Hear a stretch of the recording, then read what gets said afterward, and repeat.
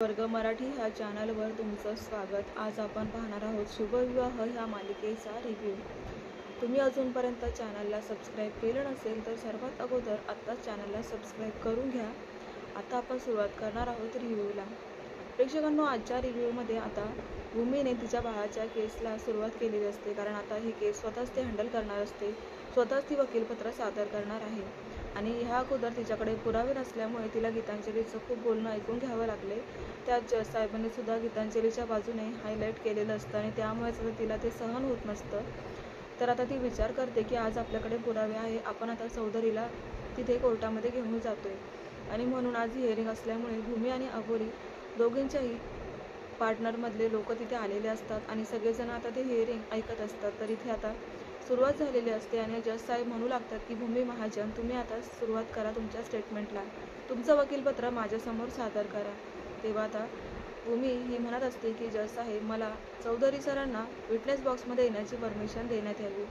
मग आता ऑर्डर असं म्हटल्यावरती लगेच परमिशन ग्रँटेड असं ते म्हणतात आणि लगेच आता चौधरी हा विटनेस बॉक्समध्ये येतो। तो खूप कॉन्फिडन्सली आता सगळं काही स्टेटमेंट देणार असतो। तर भूमी त्याला विचारते की चौधरी सर, आता तुम्हीच सांगा, तुम्ही आय विटनेस आहात माझ्या मुलीला किडनॅप केलं त्या दिवसाचे।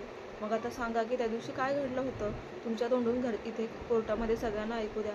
माझं हे आधी सांगितलं गेलं पण माझ्याकडे पुरावे नव्हते आणि आज तुम्ही हे सगळं सांगाल तर मला त्याचा नक्कीच फायदा होईल। आणि म्हणूनच आता चौधरी हा म्हणायला लागतो की हे बघा मॅडम, इथे नवरंजन हॉस्पिटलमध्ये ह्या मॅडम डिलेव्हरी झालेल्या होत्या आणि यांचं बाळ 7 महिन्यातच हे डिलेव्हर झाले असल्यामुळे यांना खूप अशक्तपणा आला होता आणि ते बाळ पण खूप छोटं असल्यामुळे त्याला आम्ही काचेच्या पेटीमध्ये ठेवणार होतो। पण त्याच वेळेला फायर अलार्म वाजला आणि जोरात आवाज झाल्यामुळे खूप गोंधळ उडाला होता हॉस्पिटलमध्ये। कोणीही कुठूनही पळत होतं, कुठूनही वाचवण्यासाठी, जीव वाचवण्यासाठी स्वतःचा आटापिटा करत इथून धावत सुटलेलं होतं। आणि त्याच गडबडीमध्ये मला एक बाई तोंडाला रुमाल लावून आतमध्ये येताना दिसली। ती आतमध्ये आली आणि तिने बाळाला आणलं, बाहेर घेऊन गेली आणि पुन्हा बाहेर जाऊन थोड्या वेळात ती परत आतमध्ये आली होती आणि बाळाला परत तिने आणलं होतं। तेव्हा आता भूमी म्हणते की तेव्हाच माझ्या बाळाची अदलाबदली झाली आणि माझं बाळ किडनॅप झालं। आणि नंतर मला हॉस्पिटलमधल्या म्हणजे स्टाफने असं सांगितलं की माझं बाळ दगावलंय आणि मला त्या गोष्टीवर विश्वास बसला, कारण मी डोळ्यांनी काहीच पाहिलं नव्हतं। पण ह्या चौधरी सरांनी आत्ता जे स्टेटमेंट दिले तेच खरं आहे जज साहेब। तेव्हा जज साहेब म्हणतात की ठीक आहे, पुढे। मग आता तो चौधरी हा म्हणत असतो की त्या मॅडमने तोंडाला ओढणी बांधली होती, पण मला एवढं कळालं की त्यांनी बाळाला म्हणजे बाहेर त्या भूमीच्याच बाळाला त्यांनी बाहेर नेलं होतं। मग आता भूमी म्हणते की तुम्ही त्या मास्टर माइंडचं नाव सांगू शकता का? नाही म्हणजे तुम्हाला चेहरा आठवतोय का, याच्यामागे कोण आहे हे सुद्धा तुम्हाला कळालं होतं ना नंतर? तेव्हा आता अचानकपणे चौधरीचं लक्ष हे भूमीकडे जातं आणि भूमीकडे लक्ष गेल्यामुळे रागिनीकडे, आता रागिनीकडे लक्ष गेल्यामुळे ही रागिनी त्याला आता इशाऱ्याने सांगत असते की तू जर सत्य बोललास ना तर तुझा गळा कापेल, तुझा मी मर्डर करेल, आता असं धमकी ती डोळ्यानेच त्याला इशाऱ्याने सांगत असते। आणि त्यामुळे अचानकपणे आता हा चौधरी लगेच बदलतो आणि स्टेटमेंट द्यायला नकार देतो। तो म्हणतो की हे बघा मॅडम, मला ना नक्की आठवत नाही आहे काय झालं आहे ते, कारण तो घाबरलेला असतो, त्याला माहीत आहे की प्रीतीच्या नवऱ्याचा खून रागिनीनेच केलं आहे। आणि त्यामुळे त्याला आता भीती भरते की मी जर इथे स्टेटमेंट दिलं आणि इथून जर बाहेर गेलो तर माझंसुद्धा मर्डर करतील।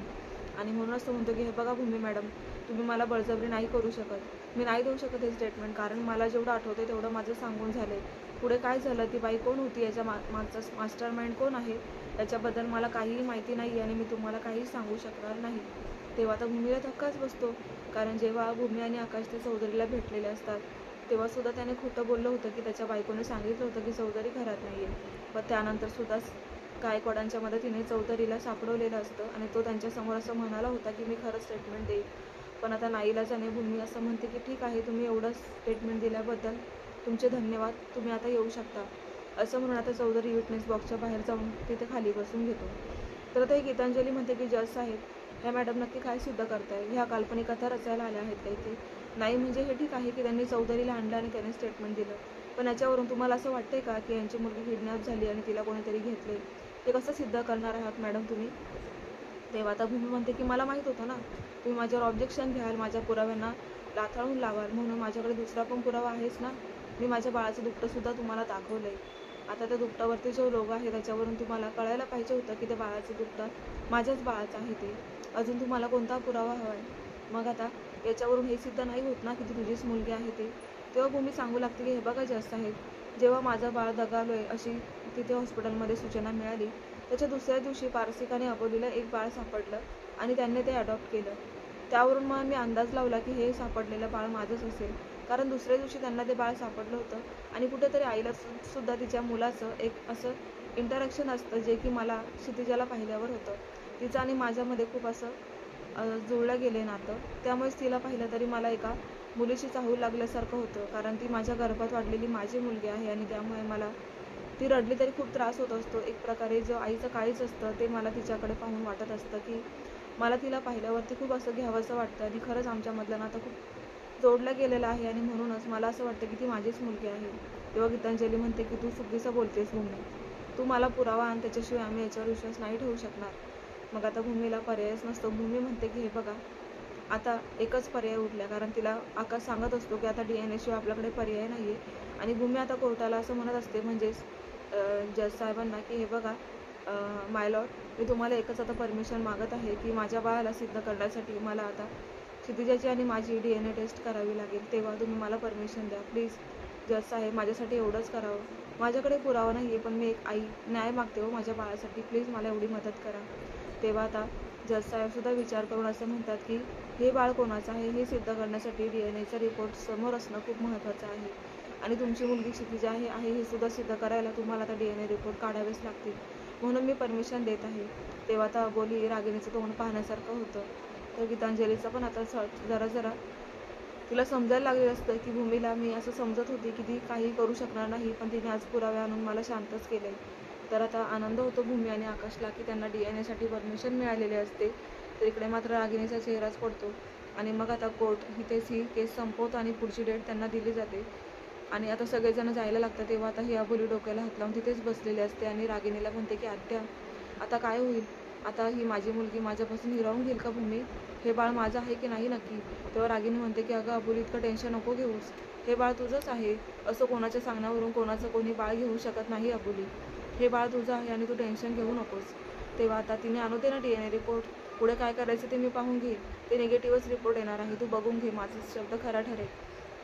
तर मग आता रागिनी मनात विचार करते की ही DNA रिपोर्ट काढेल आणि मी तो चोरून घेईन आणि रिपोर्ट बदलायला मला कुठे वेळ लागणार आहे, मी हिला हिच्याच पावलावर पाऊल टाकून हिला धोका देणार आहे असं रागिनीने ठरवलेलं असतं. त्याच वेळेला आता अबोलीचं बाळ रडायला लागतं आणि म्हणून ती त्या दोघींनाही तिथेच थांबवते आणि आतमध्ये जाते.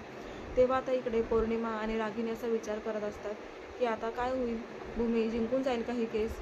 तर आता पौर्णिमा आणि रागिणीचं बोलणं चाललं असतं की असं काही होणार नाही आहे, कारण संत्या आपल्या हाताशी आहे. संत्याला मी आत्ताच फोन करून सांगते की आता भूमी आणि आकाशवर लक्ष ठेव, जेव्हा ते रिपोर्ट काढायला जातील ना त्याच वेळेला मी संत्याला पाठवून ते रिपोर्ट बदलायला लावेल, मग तर झालं. तेव्हा आता खूप चांगला प्लॅन आहे असं पौर्णिमा म्हणत असते आणि त्या दोघी आता कामाला लागलेल्या आहेत. तेव्हा इकडे आता पोलीस स्टेशनमध्ये गायकवाड सर बसलेले असतात आणि भूमी आणि आकाश त्यांना ते बाळाचे रिपोर्ट आलेले असतात DNA टेस्टचे आणि ते रिपोर्ट आता गायकवाडांना भूमी दाखवू लागते आणि म्हणते की सर हे रिपोर्ट आम्ही नाही बघू शकत ना? तेव्हा गायकवाड सर म्हणतात की हो, हे कोर्टात दाखवावे लागतील, पण मी कोर्टातून परमिशन आणली आजच, कारण मग पुढे आपल्याला काहीतरी हालचाल करता येईल, म्हणून मी त्यांना परमिशन घेऊन आलो की हे रिपोर्ट आम्ही बघू शकतो का? तर त्यांनी परमिशन दिली आहे, तेव्हा आपण हे रिपोर्ट ओपन करू शकतो. मग आता गायकवाड सर ते रिपोर्ट ओपन करतात तर त्याच्यामध्ये निगेटिव्ह रिपोर्ट आलेला असतो. तर भूमी आणि आकाश खूप एक्सायटेड होऊन आनंदानेच ते रिपोर्ट आता ऐकण्याच्या मनस्थितीमध्ये असतानाच गायकवाड सर सांगतात की मॅडम, अहो हे रिपोर्ट निगेटिव्ह आहे, क्षितिजा तुमची मुलगी नाही आहे. तेव्हा भूमीला धक्का बसतो. ती म्हणते की हे कसं शक्य आहे? नाही सर, काहीतरी गडबड आहे, हे रिपोर्ट असे असूच शकत नाही. माझा आत्मविश्वास मला सांगतोय की ते बाळ माझंच आहे आणि हे DNA रिपोर्ट कोणीतरी बदलले. तेव्हा गायकवाड सरांना जरा राग आला आहे भूमीचा. त्या असं म्हणतात की मॅडम, तुम्हाला आमच्या असे म्हणजे स्टाफवरती विश्वास नाही आहे का? तुम्ही आमच्या ऑफिसची बदनामी करतायत का? नाही म्हणजे तुम्ही असं अचानक कसं काय म्हणू शकतात? रिपोर्ट बदलायला इथे कोणी आलंच नव्हतं बाहेरचं. त्याच वेळेला भूमी विचार करते आणि म्हणते की नाही सर, काहीतरी गडबड आहे. तुम्ही असं म्हणताय की तुमचा स्टाफ परफेक्ट आहे, मलासुद्धा खात्री आहे की याच्यात काही घडणार नाही चुकीचं, पण मला जाताना एका माणसाचा धक्का लागला होता आणि त्याच्या हातामधून एक एन्व्हलप खाली पडलं होतं, कारण तो माणूस इथे आतमध्ये आला होता आणि काहीतरी एन्व्हलपमध्ये घेऊन जात होता. मला त्याच्यावर दाट संशय आहे की तो बाहेरचाच माणूस होता आणि तो एक प्रकारे ह्या केसमधला मास्टर माइंड असावा असं मला पक्का वाटते. तेव्हा गायकवाड सर म्हणतात की त्याचा चेहरा तुम्हाला आठवतोय का? तेव्हा भूमी म्हणते की हो, मला लक्षात आलं आहे की तो माणूस कोण आहे. ह्या अगोदर पण मी त्याला एकदा कुठेतरी पाहिलं होतं.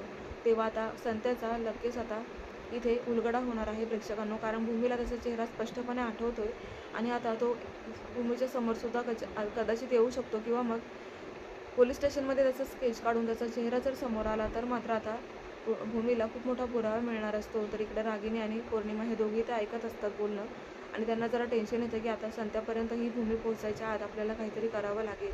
त्यांनी रिपोर्ट तर बदललेले आहेत आणि कोर्टामध्ये आता हिअरिंग असतं, तेव्हा भूमी आता कोर्टाला ते हिअरिंग असताना ते रिपोर्ट दाखवते.